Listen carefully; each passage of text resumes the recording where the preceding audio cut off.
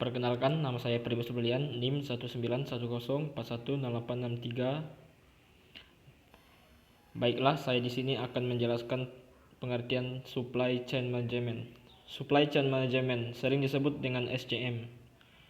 SCM menjadi bidang yang sangat penting dalam dunia bisnis karena terhubung langsung dengan daya saing perusahaan.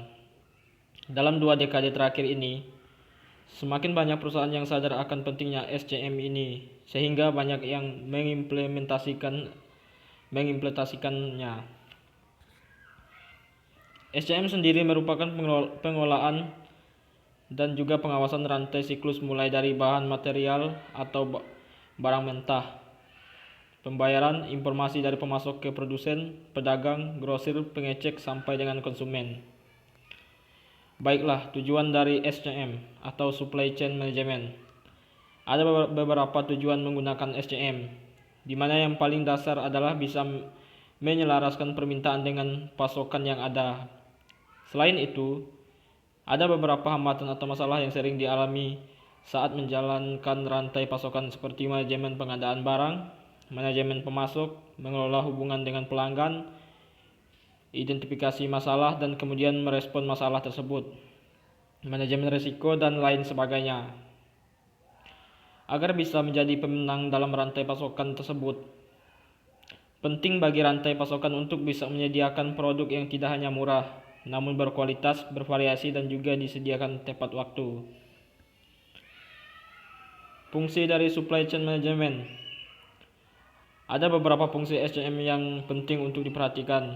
Fungsi yang pertama adalah SCM secara fisik, di mana fungsi dari SCM ini adalah mengonversi bahan baku menjadi produk jadi yang bisa disampaikan ke konsumen akhir. Fungsi utama dari supply chain management ini adalah berhubungan dengan berbagai macam biaya-biaya fisik berupa biaya material, biaya penyimpanan, biaya khusus produk, biaya untuk transportasi, dan lain sebagainya.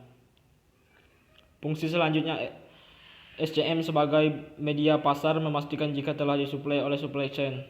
Fungsi terakhir adalah berhubungan dengan biaya survei pasar, perencanaan produk, dan berbagai macam biaya yang bisa muncul akibat tidak terpenuhi aspirasi konsumen oleh produk yang mana disediakan oleh supply chain.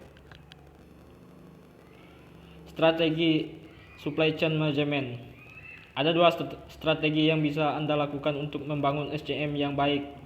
Yang pertama adalah membangun hubungan dengan pemasok. Hal ini sangat penting, di mana membangun kemitraan yang baik dengan pemasok ini untuk mewujudkan kesuksesan rantai pasokan.